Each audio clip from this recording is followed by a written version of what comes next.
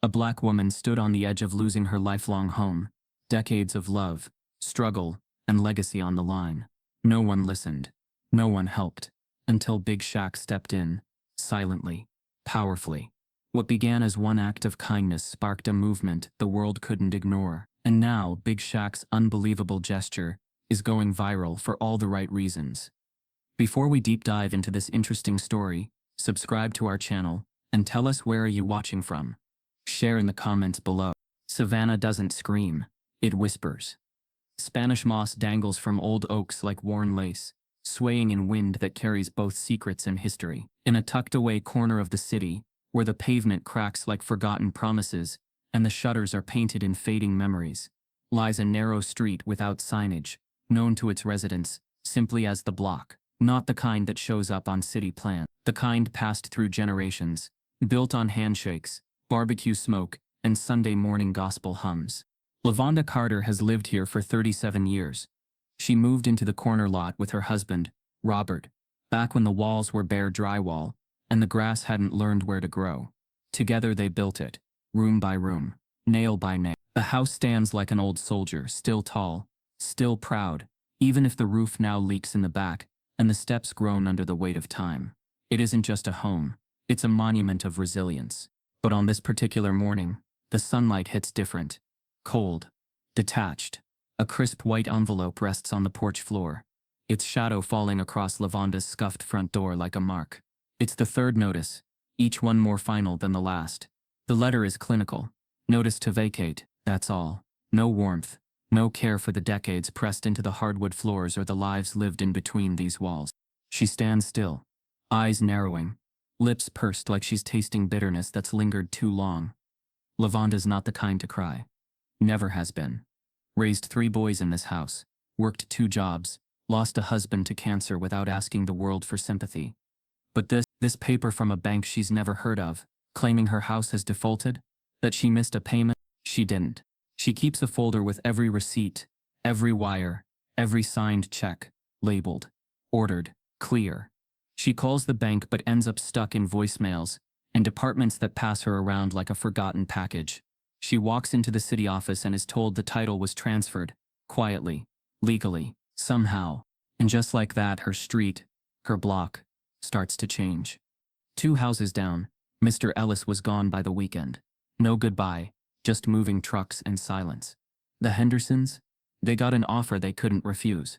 Then came the construction vans. The contractors with blueprints, smiles, and demolition permits. Houses weren't just being sold, they were being wiped clean. But Levanda doesn't move. She tends her rose bushes like nothing's changed. Paints the porch railing in soft blue.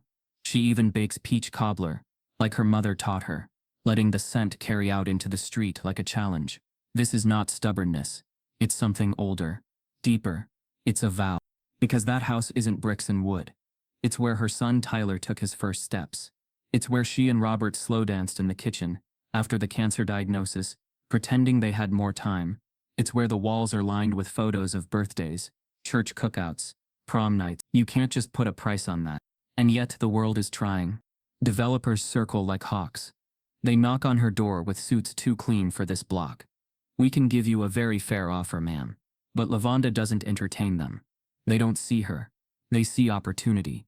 They call it revitalization. She knows what it is. Erasure in slow motion. She meets with a community organizer, hoping to find leverage, some city clause to slow the process. But the laws don't care about memories. They care about titles, and hers somehow is now under dispute. A clerical error, they say. A mortgage company shuffle that buried her rightful ownership in red tape and legal lingo. She can file appeals, she can delay, but the date on the notice is clear. 30 days. Neighbors stop by more often now, not to gossip, to check on her, to bring food, to offer prayers. They know Levanda. They've seen her give more than she ever took. They know she doesn't deserve this. Still, she remains composed. She moves through her day like a conductor, watering her plants, writing in her notebook, calling her sons. But each night, after the porch light is turned off and the city settles into quiet, she sits by the window and watches the street, watches the trees she planted, watches the shadows of her life press against the curtains like ghosts, asking not to be forgotten. No one sees her break. Not yet. And somewhere beyond Savannah, far from the forgotten street, a man watches a brief local news segment over his breakfast. The reporter's voice fades into the background, but the image holds him, a proud woman standing alone on her porch, behind her a sign that reads, "Not for sale." He stares, then rewinds. The man is known to the world for size, presence, charisma, but what people don't always see is his heart, his memory. And as the screen lingers on, Levanda Carter's face, something flickers in him. Not pity, recognition. She reminds him of someone. Maybe his grandmother. Maybe his mother. Maybe every woman who ever held a family together by sheer force of will. He doesn't know her name yet, but he knows this. He's going to find her. And Savannah? It's about to remember what kindness looks like when it comes wrapped in 7 feet of conviction. Morning comes soft through the Atlanta skyline. The city hasn't yet shaken off its sleep, and inside a sprawling penthouse tucked above it all, Shaquille O'Neal sits in silence. The room is modern, stylish, but not loud, just like him these days.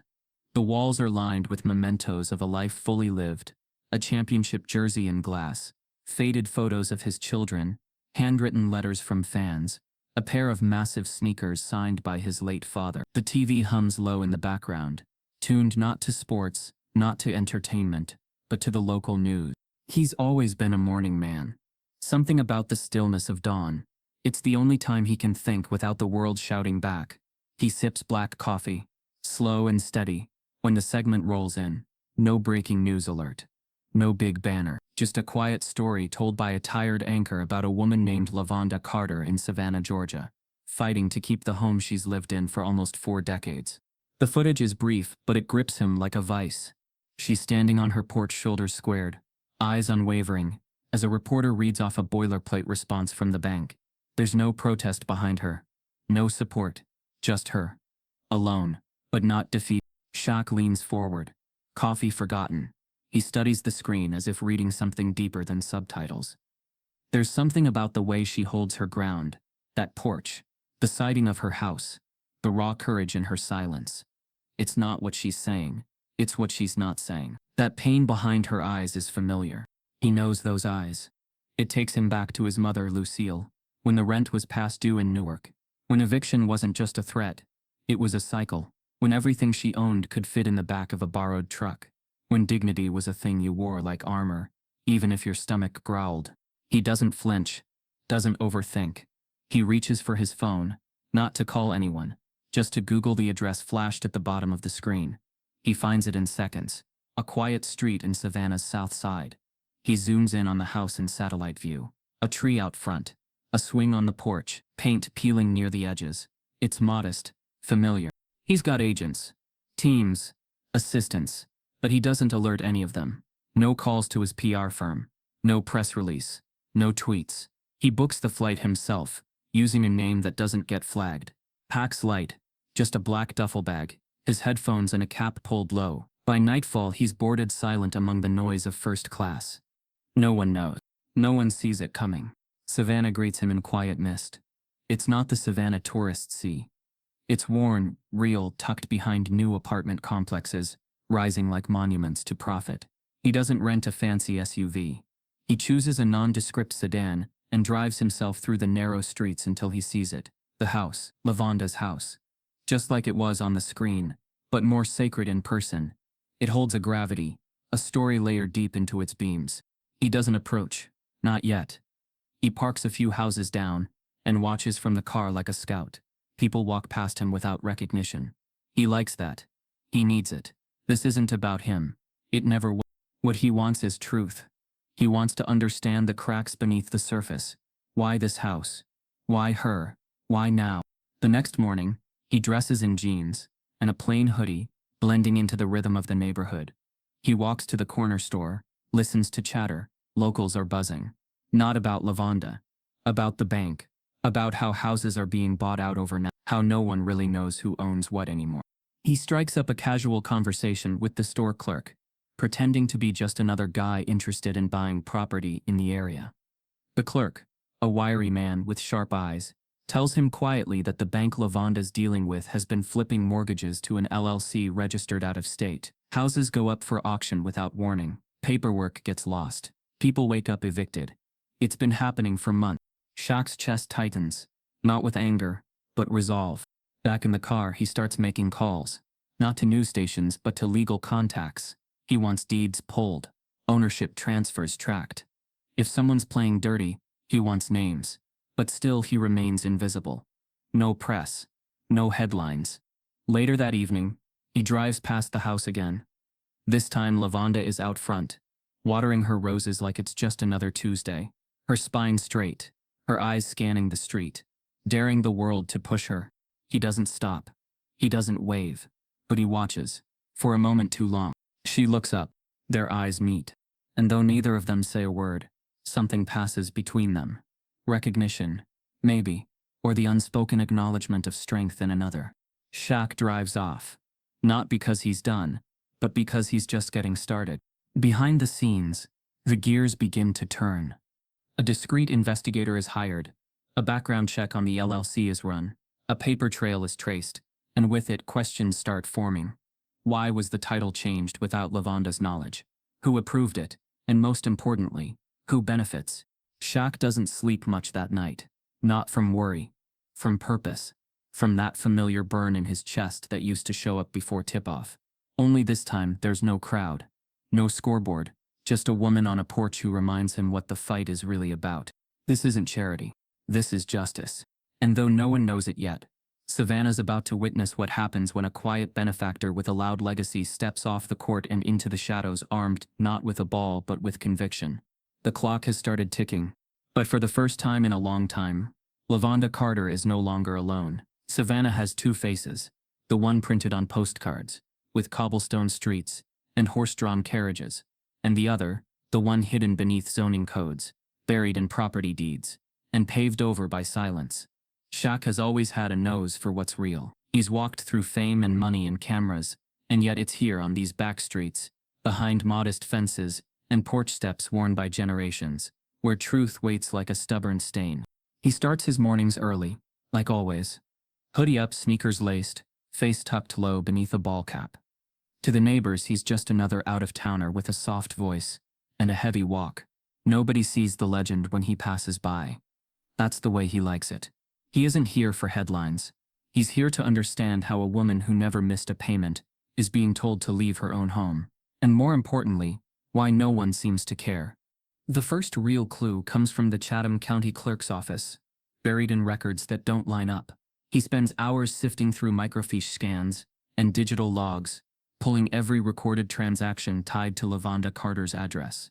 That's when it jumps out at him. The title had been quietly transferred 6 months ago to a holding entity called BRM Equity Solutions. He'd never heard of it, but something about it felt off. No public profile, no local registration, just a P.O. box in Delaware, and a paper trail of acquisitions in primarily black neighborhoods. The next few days are spent mapping the pattern. Shaq cross-references the names of other homeowners recently evicted in Savannah, and traces their records. One by one, the same entity appears on their deeds, always under the radar, always using the same process. Mortgages declared in default, even when payments were provably made. Properties quietly foreclosed. No headlines, no hearings, just a cold, calculated shuffle of ownership. Shaq doesn't say much to anyone, but inside, something sharp is growing. He's felt anger before on the court, in boardrooms, even in grief. But this is different. This is a betrayal of people who followed the rules. People like Levanda, who fought for every square inch of their dignity, now being robbed by loopholes. And no one's talking about it. Not city officials, not the media, not even the neighbors, most of whom assume they must have missed something in the fine print.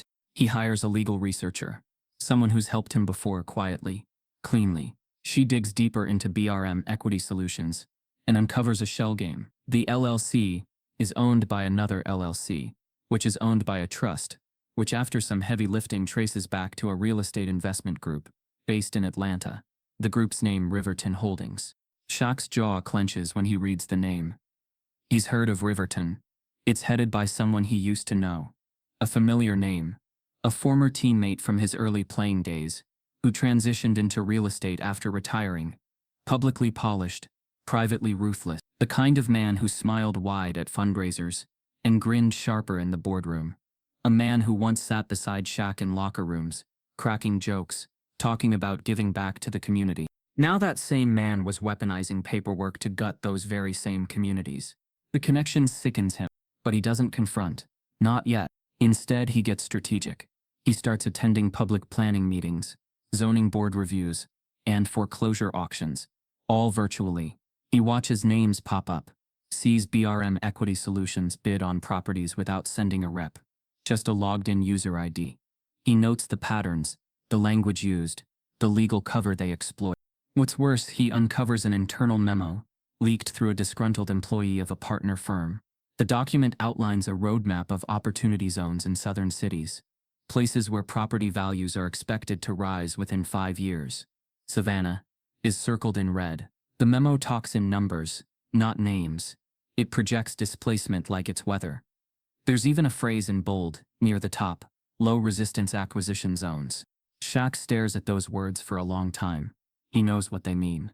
It's not about business. It's about targeting communities with the least resources to fight back. Places where people won't hire lawyers, won't make noise, won't be heard. And Levanda? She's just one name on a list. But not anymore. With the help of his legal contact, Shaq starts piecing together a case, not in court, not yet, but in evidence.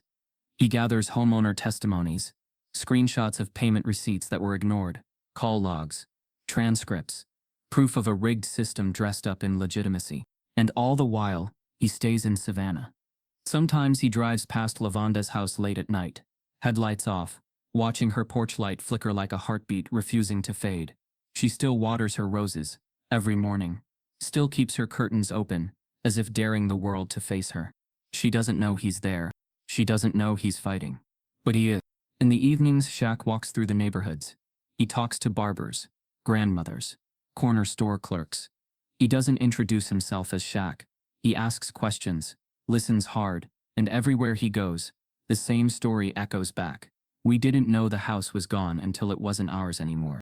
And something inside him locks into place. This isn't about one house.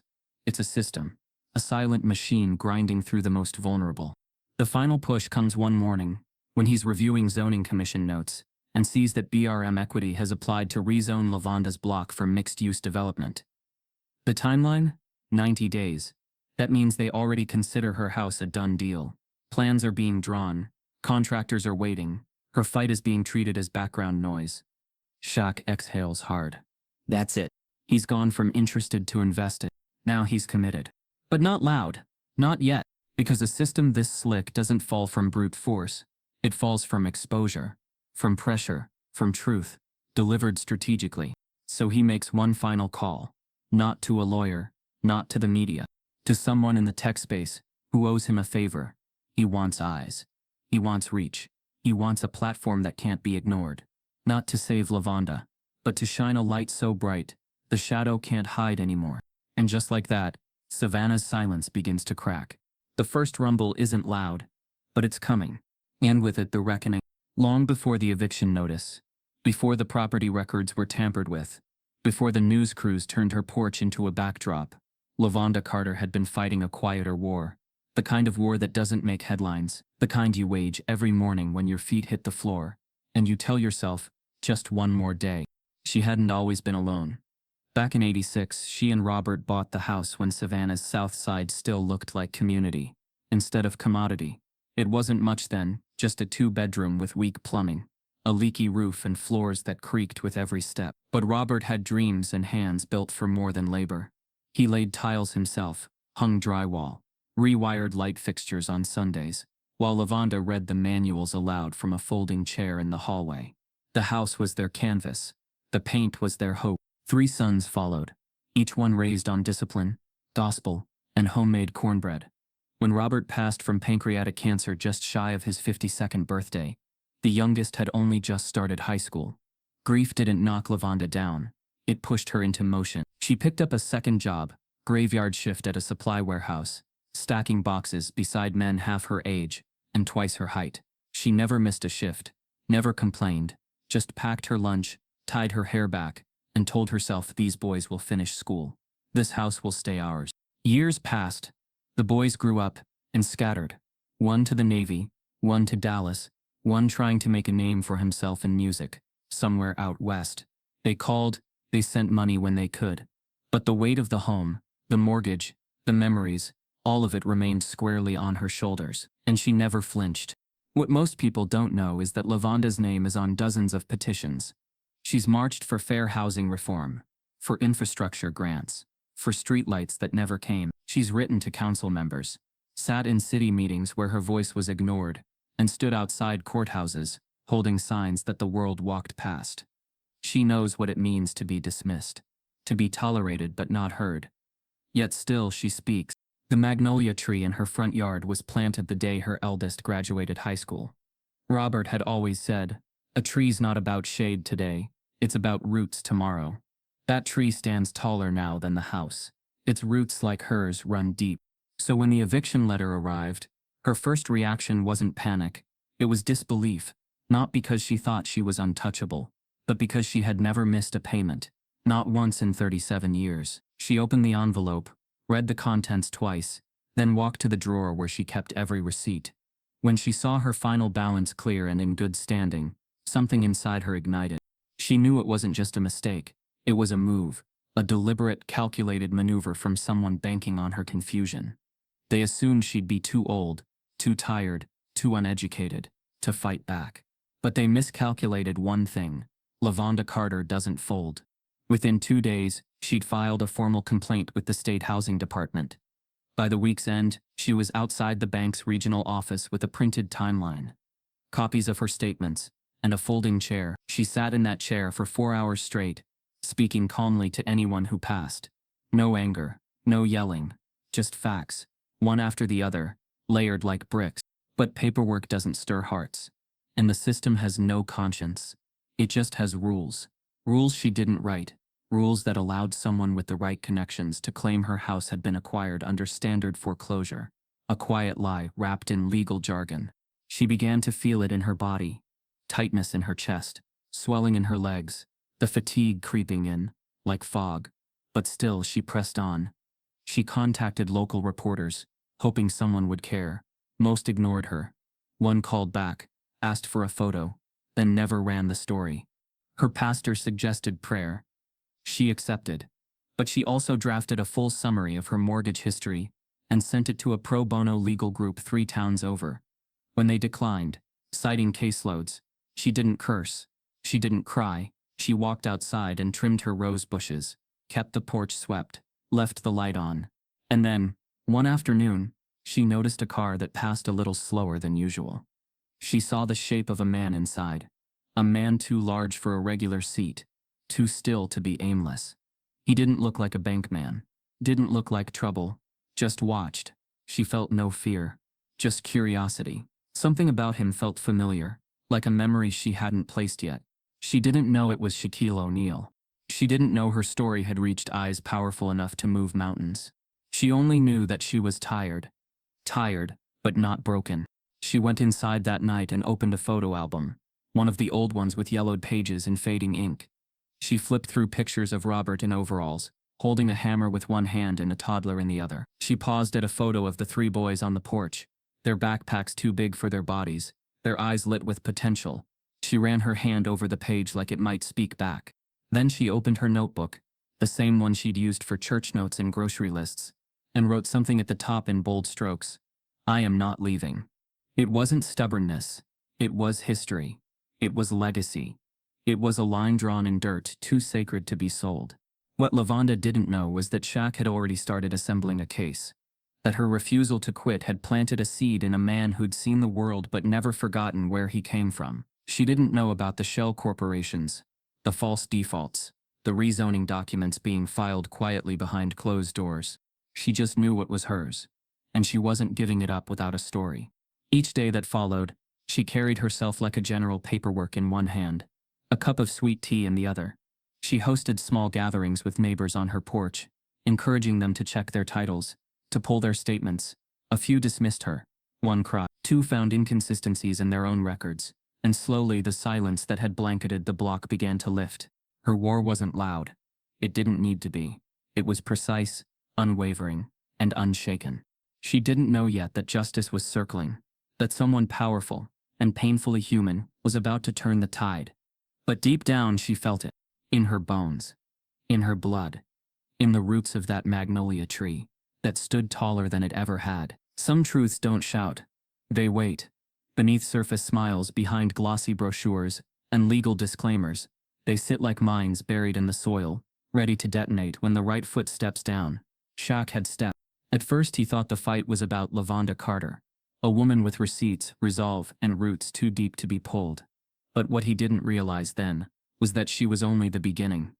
Her story wasn't a crack in the system, it was the system's reflection, and it was time to stop looking at the symptoms and stare into the disease.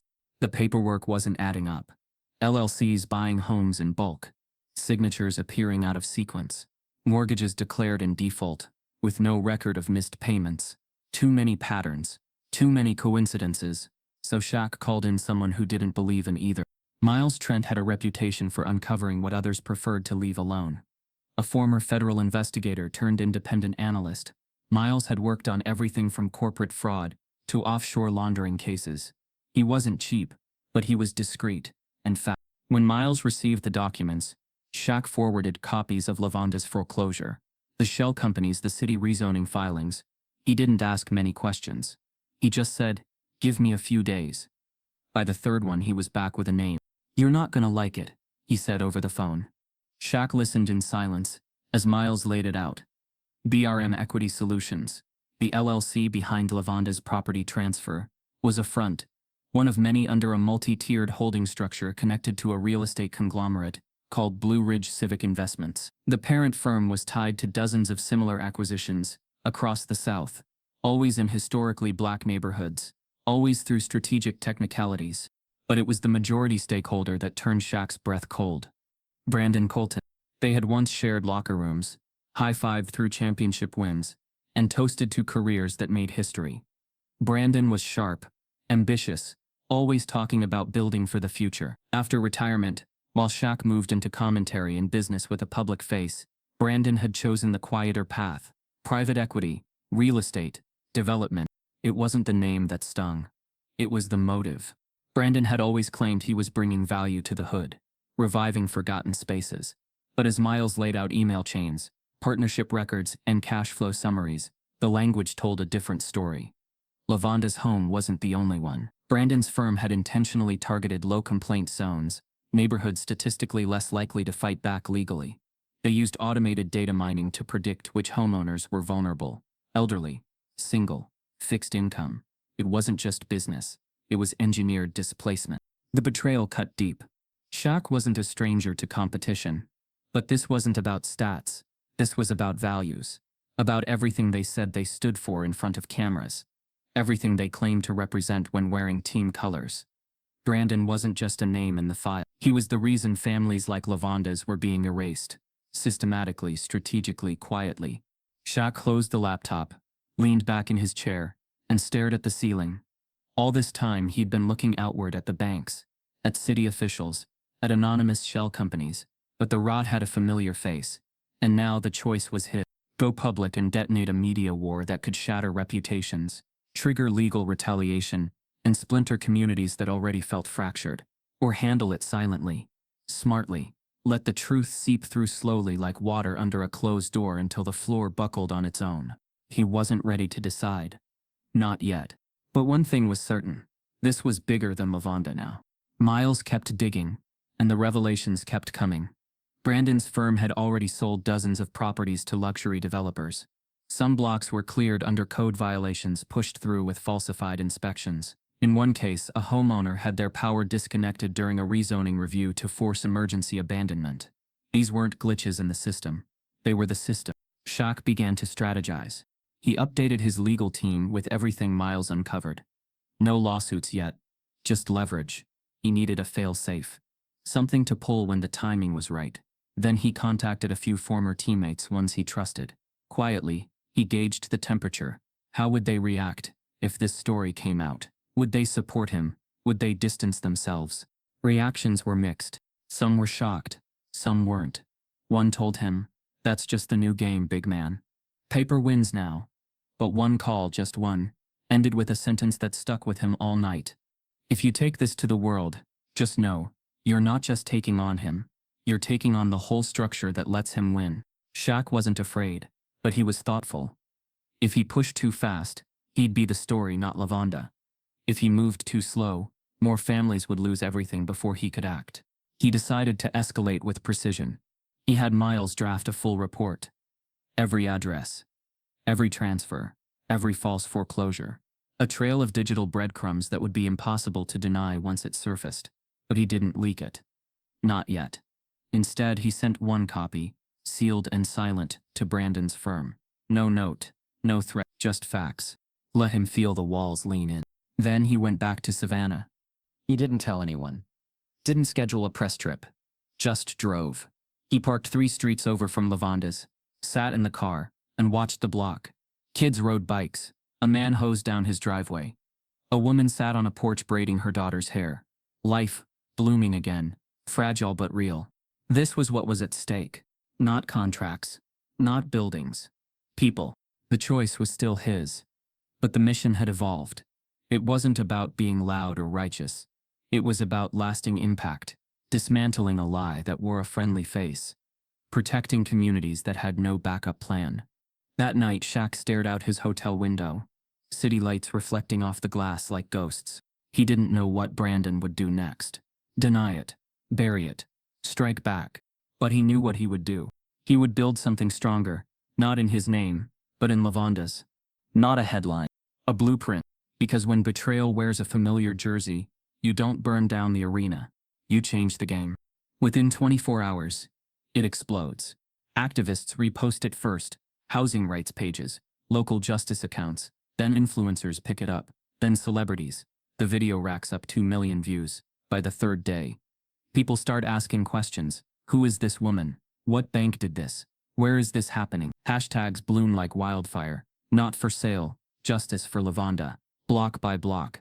The press can't resist. What starts as a viral post turns into a national headline. Reporters begin circling Savannah. City officials hold tight-lipped meetings. The bank that processed the eviction order issues a lukewarm statement about compliance and oversight. But the damage is done. Public sentiment has turned. Levanda's house has become a symbol, a battle flag for every person who's ever been told to move, to get out, to give up what they've built. And through it all, Shaq remains invisible. No interviews, no public statements. He watches the momentum build from the quiet of a rented house on the edge of town. The walls bare, the fridge half-stocked. Every night he refreshes the hashtags, checks the growing list of homes affected by the same LLC. His legal team is 2 steps ahead, pulling data from county records and mapping the full scope of the operation.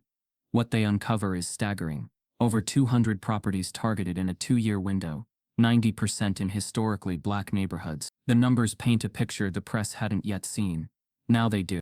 But Shaq's not finished. He connects with a local community leader named Myron Bell, a retired high school principal turned housing advocate. Myron has been trying to sound the alarm for years. He just never had the spotlight. Shaq funds a series of community forums through Myron's organization, inviting homeowners, legal experts, and city officials. The first event draws a crowd that spills into the parking lot. No one mentions Shaq. No one even knows he's watching from a live feed set up in the back. What matters is that people are finally speaking and being heard. Meanwhile, Levanda still doesn't know what's happened behind the scenes.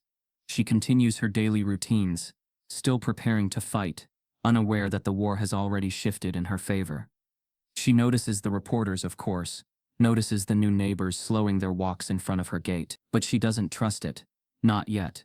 Hope is dangerous when you've been burned before. Back in the shadows, Shaq is preparing the next phase.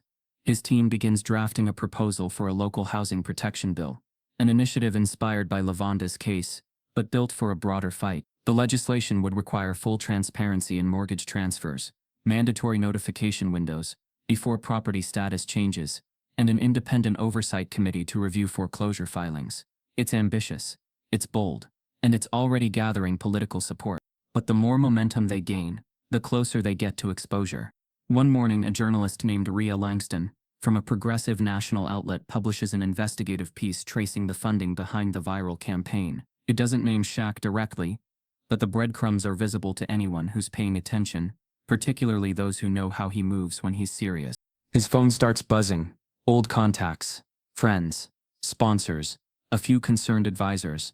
They all want to know the same thing. Is it him? He doesn't answer. Instead, he walks down to the porch of the rental house, sits in a weathered chair, and listens to the city hum beneath the birds. He's not worried about being found out. That was always inevitable. What matters now is that the story has grown bigger than him. It's not about celebrity anymore. It's about a system that underestimated how loud truth could be when told right. Levanda finally receives a letter, 2 weeks after the video first dropped. Not from a bank, not from a lawyer, but from the county office. It informs her that her home is now fully cleared of any liens or foreclosure status, and the deed has been transferred back to her name in full. The mortgage has been paid, anonymous donor. She stands in her living room, the letter in her hand, her breath caught somewhere between disbelief and grace. She doesn't cry, not yet. She simply looks around, touches the wall beside her, and whispers a thank you that has no name attached. Back across town, Shaq closes his laptop and finally exhales. The campaign has worked. The fire has caught. And the story, now viral and impossible to ignore, is no longer in his hands. It belongs to the people. But something in him knows it's not over. Because for every Levanda there are 10 more names that haven't surfaced yet. And he's not stepping out of the shadows until they do. The morning Savannah woke up changed. Levanda Carter didn't. Her day began as always. Slippers on, kettle humming, porch door creaking open under her steady hand. The air smelled of azaleas and rain-drenched soil, thick with the weight of a city stirring beneath its own headlines. But the view outside was no longer the same. Cameras, boom mics, bright faces hiding behind polite smiles and network badges. Journalists lined the walkway like trick-or-treaters on the wrong holiday, each one hoping to be the first to get her to speak. She didn't. She stepped onto the porch with a quiet dignity, robe tied, curls pinned, and gazed past the swarm like they weren't even there. Her magnolia tree, now blooming late in the season, swayed with the wind. A sign had been staked beneath it overnight, printed in bold black letters. No one could say who placed it, but the neighborhood buzzed with a new kind of electricity. The silent woman on the corner had become a symbol, and people wanted answers. Within 24 hours of the deed returning to her name, Savannah had become the epicenter of a national conversation. News vans parked shoulder to shoulder along the block. Protesters gathered at the city courthouse. Local radio stations couldn't stop playing soundbites from city council meetings. And across the country, celebrities from actors to athletes to influencers posted about housing justice with Levanda's face attached. Not her words, just her image. Still, stoic, unapologetically proud. And yet, the story had a gaping hole. No one could figure out who had bought her mortgage, who had cleared her debt, who had drafted the oversight proposal, making its way through the city's legislative channels. A few speculated it was a local philanthropist. Others believed it was the viral momentum forcing the bank to backpedal out of embarrassment. But none of the pieces added up, until someone leaked the truth. It came from a small publication, tucked within the third paragraph of a report on housing rights. A quiet acknowledgement from an anonymous source. A high-profile former athlete was instrumental in the transaction. That line was enough to ignite the match. Within hours, the dots began connecting. Fans dissected timelines. Forum's lit up. Photos of Shaquille O'Neal in a hoodie, walking past a bodega near Levanda's street, surfaced. A blurry screen grab from a Zoom legal forum showed a silhouette that looked unmistakably like him. And then came the post that changed everything.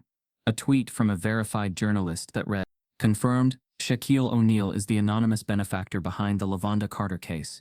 Sources close to the initiative say he's been involved since day one." The internet erupted. The headlines shifted overnight. Shaq saves the day.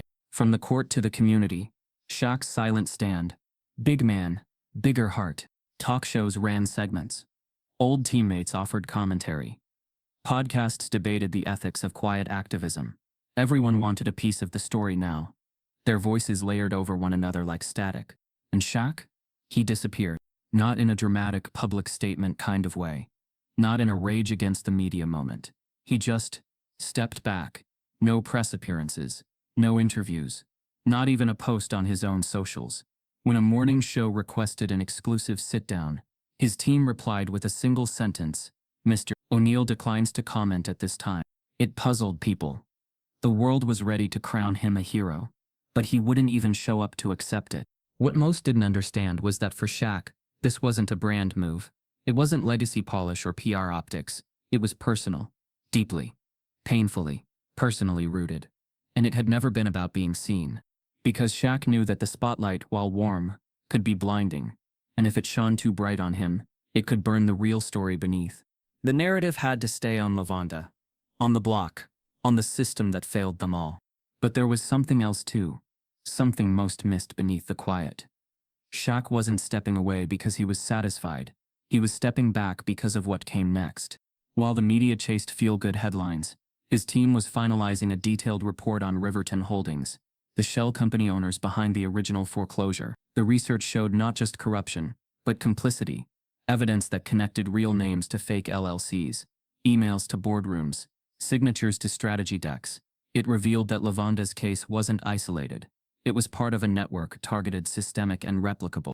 And one of the names on those documents, someone Shaq had once dapped up after a finals win. A man who used to call him brother on national television. The truth burned. So while the public praised him, Shaq worked quietly with lawyers and regulators, preparing to bring it all forward, not for fame, but for accountability. Back on Levanda's porch, the noise eventually settled. The reporters faded, the hashtags slowed, but her neighborhood had changed forever.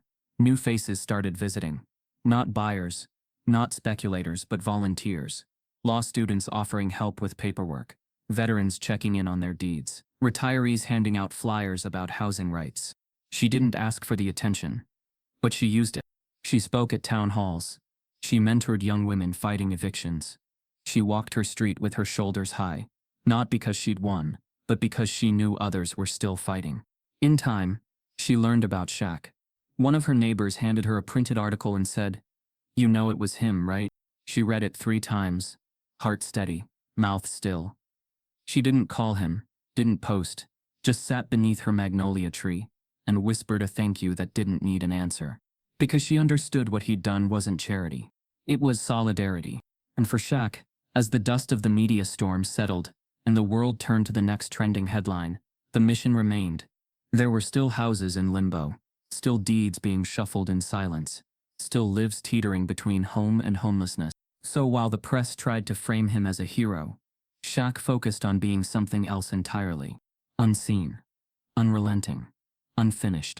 The summer air in Savannah had shifted, not just in temperature but in tone. The headlines had cooled, the protests had moved to courthouses and hearing rooms, and the hashtag campaigns had settled into timelines like echoes of something bigger. But on one quiet morning, the street where Levanda Carter lived exhaled in a way it hadn't in years, not with exhaustion but with ease. He didn't call ahead, he didn't bring a camera crew, or alert the press. Shaquille O'Neal arrived the same way he had weeks before, low-cap hoodie, shoulders hunched under humility. But this time, he didn't park down the block. He pulled up in front of her gate, turned the engine off, and sat for a moment, just breathing. There are moments in life that feel too large for words, and this was one, a silent culmination of layers: grief, resistance, dignity, and truth. And now, finally, something else: closure. Levanda was on the porch, not watering roses this time, just sitting, palms flat against the arms of her rocking chair, eyes steady. She saw him the moment he stepped out, not with surprise, not with confusion. She simply nodded once, like she'd been expecting him all along. He walked up the path slowly, pausing by the magnolia tree. Its leaves fluttered in a breeze that whispered memories. The swing beside it creaked faintly, as if greeting him. He touched the bark gently, then climbed the steps. "Miss Carter," he said quietly. "Mr. O'Neal," she replied, her voice low but unwavering. They sat side by side, no introduction needed, no words wasted. The silence between them wasn't awkward. It was full of respect, of things understood without needing to be said. He reached into his bag and pulled out a slim black folder. Inside was a single document, the deed to her house, paid in full. Her name alone at the top. No liens, no tricks, no fine print. He handed it to her without ceremony. No speech, no grand moment, just truth. Levanda took the paper slowly, her hands trembling, not from weakness but from the weight of everything that had come before it. She didn't cry right away. She just stared at it, like it was a birth certificate, or a eulogy, or both. And then it hit her. Not the money, not the gesture, but the fact that someone had seen her, believed her, without needing anything in return. She'd spent a lifetime proving she was worth keeping, fighting systems that assumed otherwise. And now, here was proof. Tangible. Permanent. The tears came soft, not loud. She pressed the deed against her chest, closed her eyes, and whispered, "Thank you." Shaq looked down, hands folded between his knees. "You did the hard part," he said. They sat for nearly an hour. No interviews, no questions. She told him about Robert, about the swing he built from leftover lumber, about how her youngest used to race his bike down the sidewalk and almost flipped into the mailbox. Shaq listened, head slightly tilted, absorbing each detail like a student in class. He told her very little about what he'd done, not because he wanted to hide it, but because it wasn't the point. The story wasn't about him. He was just the hands passing the baton. Down the block, a young woman was handing out printed guides about how to check your deed status. Across the street, a group of neighbors had set up folding chairs under a tent, organizing a local legal aid drive. And around the corner, 2 city council members were holding a press conference, responding to the newly introduced homeowner protection ordinance nicknamed the Carter Act. This wasn't charity, it was a chain reaction. Lawsuits had been filed against Riverton Holdings, against the banks that acted as conduits, against the zoning board that approved development permits, without review. What had started as a viral video had become a movement, and Savannah was just the epicenter. Other cities had begun audits, other families had stepped forward. One story had opened the gates for a flood of others. But on that porch, none of it felt like politics. It felt like home. "You know," Levanda said, gazing out at the street, "this house has seen a lot, good and bad. But this feels like something new." Shaq nodded. "Sometimes places hold energy. This one held yours." She smiled then. For the first time in weeks, not forced or guarded, just full. She folded the deed, slid it into her lap, and turned to him. "You didn't have to do this," she said. "I didn't do it," he replied. "I just helped it happen." Before he left, he stood at the edge of the porch and looked out over the street. It didn't look different. Not on the surface. Same cracked pavement. Same fences. Same stoops. But there was something else now. Pride. Movement. Possibility. As he walked back to his car, a boy on a bike slowed beside him. "You the dude from TV?" the kid asked. Shaq smiled but didn't answer. "You helped Miss Carter, right?" This time he nodded. The boy gave a small salute and pedaled off, shouting, "You cool, man," over his shoulder. Shaq chuckled. The sound was light, full of peace. He climbed into the car and looked once more in the rearview mirror. Levanda hadn't gone inside. She was still sitting there, deed in her lap, watching the street like it belonged to her again. Because it did. He didn't linger. He had more work to do. There were other Levandas, other porches, other wars being fought without cameras rolling. But this house, this one was safe. Not because it had been bought, but because it had been rebuilt, with love, and protected by truth. There's a particular kind of silence that comes before a conversation you never wanted to have. The kind that settles not around you but inside you. For Shaquille O'Neal, that silence met him on the drive to Atlanta. It didn't come from nerves or fear. It came from the weight of knowing that not every story ends with applause, and not every friendship survives the truth. The name at the center of it all was Brandon Colton, a man who once shared locker rooms and late-night laughs with Shaq. They came up in the same era, a few years apart, both towering over expectations and carving out dominance in the league. While Shaq cemented his legacy on the court and later in media, Brandon took a quieter path post-retirement: real estate, development, community revitalization. It sounded noble at first, but the deeper Shaq had dug, the clearer it became. Brandon wasn't building communities. He was gutting them. The LLC at the heart of Levanda's case, BRM Equity Solutions, tied directly back to Colton's holding firm. A stack of shell companies stood between them. But the fingerprints were undeniable. There were emails, memos, internal property forecasts. All under his direction. Brandon had found a new game, and this time winning meant turning family homes into luxury builds, turning legacies into margins. Shaq didn't schedule the meeting through a manager or legal rep. He picked up the phone himself. "Need to talk," he said simply. Brandon's voice didn't waver. "Come through." They met at a private office tower in Midtown Atlanta, where the valet recognized Shaq instantly, but said nothing. Inside, the lobby smelled of citrus polish and new money. The elevator ride to the top floor felt longer than it should have. Shaq didn't pace or fidget. He just stood there, arms folded, eyes forward, carrying more than his size could ever reveal. The office was all glass and chrome, overlooking the city like a conqueror's perch. Brandon stood at the window when Shaq entered, a tumbler of bourbon in his hand. A casual smile stretched across his face. "Big man," Brandon said, turning. "In a minute." Shaq didn't return the smile. He closed the door gently behind him, then crossed the room and stood a few feet away. "You're the reason Levanda Carter almost lost her house," he said without preamble. Brandon's smirk faltered, but only slightly. He motioned toward a chair. "You want to sit?" Shaq remained standing. "No." Brandon set the glass down and exhaled. "You came all this way for that?" Shaq's voice was calm but firm. "You knew exactly what those LLCs were doing. You set up the structure. You targeted those neighborhoods." "I built opportunity," Brandon said. "I didn't evict anyone. I bought paper the banks were eager to unload. You bought people's homes out from under them. I bought risk. They were behind. She wasn't. You know that." A pause stretched between them like a fault line. Brandon leaned on the edge of his desk, eyes narrowing. "She was a glitch. One file. One bad call. You think I check every address personally? This isn't personal, Shaq. It's business. Growth. Economics." Shaq stepped forward, slowly. "You grew up 2 blocks from where she lives, which is why I know what those places are worth. Now. No. You know what they're worth to outsiders. But to the people who built them, they're priceless." Brandon shrugged, a touch defensive now. "You think writing checks fixes this? Buying a few houses and making videos? Come on, man. This machine's bigger than both of us." "I'm not trying to fix the machine," Shaq said. "I'm trying to break it." Brandon's expression shifted, no longer casual, now edged with something harder. "You think this is a betrayal? It's not. It's evolution. I made it out, just like you. The difference is, I figured out how to stay out." Shaq's voice dropped to something quieter, heavier. "At what cost?" The words hung in the air like smoke. Neither man moved. This wasn't about yelling. It wasn't about fists or rage. It was deeper, a confrontation between 2 worldviews that had once shared a locker room and now stood on opposite ends of morality.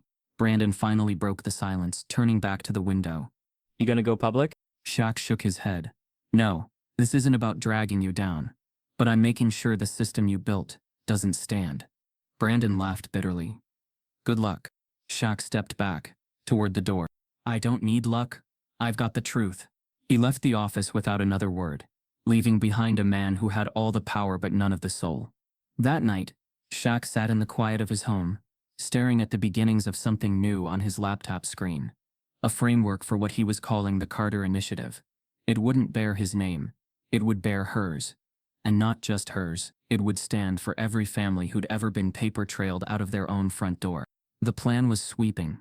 A legal fund for victims of fraudulent foreclosures, partnerships with credit unions to secure ethical refinancing, lobbying teams to push for federal-level oversight of LLC-owned residential property portfolios, educational outreach in 10 cities, hotlines, webinars, free deed audits. He'd fund the first year himself. And then he'd build a coalition, not of celebrities, but of mayors, pastors, social workers, public defenders, and survivors. Real people, with real skin in the game. He knew the headlines would circle back to him. New people would ask why he was doing all this. Some would say he was overreaching. Others would accuse him of hero worship. But he didn't care. Because the ghost he'd faced that day in Brandon's office wasn't just about betrayal. It was about what legacy really meant. It wasn't the banners hanging from rafters. It was the roofs still standing over families who'd almost lost them. He thought of Levanda then, of the way she'd touched the deed like it was scripture, of the way she'd said thank you like it was enough. And with that, Shaquille O'Neal put down the laptop, closed his eyes, and felt something he hadn't felt in a long time. Peace, because the game might be over. But the real work had just begun. Someone down the block caught the moment on their phone. No filter, no setup, just raw life. A woman clinging to the deed of her home, and the man who made sure she didn't lose it. Within hours, the clip was everywhere. Retweets, reels, edits with music swelling behind it. Major outlets posted it with headlines that screamed inspiration. Shaq saves the day, the hug that broke the internet. Kindness, unfiltered. But for Shaquille O'Neal, that moment didn't belong to algorithms or ad clicks. It belonged to Levanda, to the porch, to the soil, because the real story had never been about viral reach. It had been about roots. As the internet buzzed, Savannah shifted, not in trends, but in action. Churches hosted deed check clinics on weekends. Schools brought in legal experts to talk to parents about generational wealth. Retired military vets volunteered to canvass neighborhoods, checking on widows and longtime residents whose paperwork had gotten buried under years of broken bureaucracy. People began organizing not in protest, but in protection. One block over from Levanda's, a young couple discovered their mortgage had been sold without disclosure. Instead of panic, they were met with a volunteer legal team, funded quietly by the Carter Initiative. Paperwork was filed. Property reclaimed. Across town, a barber named Ellis, once skeptical of all the noise, stood in front of his shop with a sign taped to the window, "Know your rights, free info inside." Every Wednesday he hosted small gatherings, barbershop chairs pulled into a circle, old-timers and newcomers passing around manila folders like war stories. The wave moved beyond Savannah. Cities like Jackson, Baton Rouge, and Birmingham launched investigations into quiet foreclosures and property transfers. Newsrooms assigned teams to trace LLC trails, and the public pressure forced transparency in offices that had long hidden behind legal shields. The phrase "not for sale" became more than a hashtag. It became a declaration. But even in the middle of all that momentum, Shaq didn't lean into the spotlight. He didn't give a speech. He didn't release a memoir. He stayed quiet, methodical, supporting infrastructure, connecting dots, lifting others. When he was asked to appear on primetime news shows, he declined. "This isn't about me," he said once to his media rep. It never was. Behind the scenes, the Carter Initiative grew. It became a network, not an organization. Grassroots leaders, legal minds, policy writers, social workers, and most importantly, homeowners, people who had once felt voiceless, now found themselves leading conversations in rooms they'd never been invited into. Meanwhile, Levanda returned to her life, but it didn't return to her the same. She received letters from strangers across the country. A teacher from Oakland who said her classroom had watched the clip every morning before starting lessons on justice. A grandmother from Detroit who'd found the courage to fight an unlawful lien. A boy from Baltimore who said his mama smiled for the first time in weeks after watching the hug. But fame never settled in her bones. She still shopped at the same store, still walked her street with her basket hooked on her elbow, still sat on the porch with a notebook and a glass of sweet tea. Her feet tucked beneath her as she watched the world change around her, but not her. And yet, change had come. Real change. Measured not in likes, but in letters. Not in shares, but in signatures on new legislation. The Carter Fair Housing Act, introduced at a state level, gained bipartisan support, a rare alignment in a fractured time. It was a blueprint for protection, inspired by her fight, drafted with her story etched between the legal lines. When Shaq finally spoke, it wasn't in front of a crowd. It was a video message played at a small town hall, attended by local leaders, community members, and Levanda herself. No lights, no red carpet, just a grainy screen, and his deep voice cutting through. He said, "Sometimes the loudest fights happen in silence. Sometimes the strongest people aren't the ones who shout, but the ones who stay. What happened here wasn't a rescue, it was a reminder that we all deserve to be seen. And that kindness doesn't always need a camera. Sometimes it just needs a reason." The room fell into quiet applause, not raucous, not staged, just real people clapping for something they felt in their bones. The story ended where it began. On that Savannah street, the same cracked sidewalks, the same magnolia tree. But now, laughter spilled from porch to porch. Children played tag again beneath the oaks. The Hendersons, who had once vanished in a rushed move, returned after learning their home had been cleared through legal action. They'd been watching from afar. Now they were back. The Carter home had changed too. A fresh coat of paint, a new swing beneath the tree, raised garden beds in the side yard, tended to by neighbors who once barely waved, and a mailbox, newly installed, with the name Carter etched in bold white letters across dark green metal. It wasn't a monument. It was a message that sometimes the biggest stories don't need endings. They just need continuance. And for every click, every repost, every headline that had passed by, what remained in the soil was what truly mattered. A woman who stood firm, a man who moved mountains without making noise, and a city that chose to remember. Viral, yeah, but never forgotten. If this moved you, don't let it stop at emotion, let it become motion. Check your neighborhood, know your laws. Protect someone's porch like it was your own. Stories like Levanda's aren't rare, they're just rarely told. Be the reason someone gets to stay home, because sometimes the smallest act is the one that turns into a movement.